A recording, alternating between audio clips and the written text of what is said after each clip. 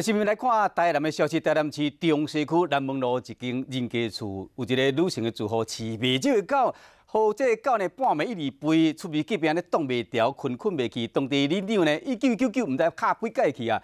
这个公部门讲这无法度解决，只能呢请这个市人爱改善。进前又搁接到里民投诉的电话，伊随报警，随到现场处理时呢，警方赶到位，伊这个里长真了够生气，失去理智，用这个手机啊。 甲接1999这个接电话的人伫咧冤家影片，或者系里面的直播上网络，好袂这个网友拢真同情，骂这个饲狗的女主人讲有够无负责任。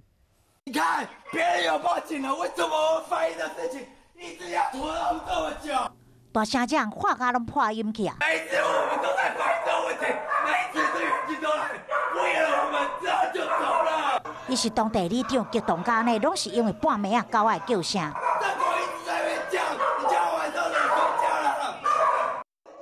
真侪只狗仔安尼汪汪汪，互当地居民不得安宁。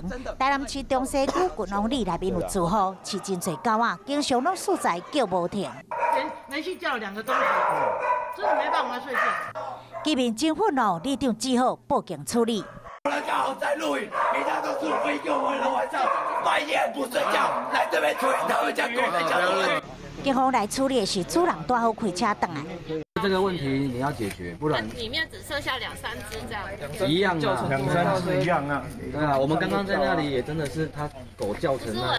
知影家己较唔对，无假讲，只是这款状况特别两当，里面到处投诉，拢无能为力，里长才会失去理智。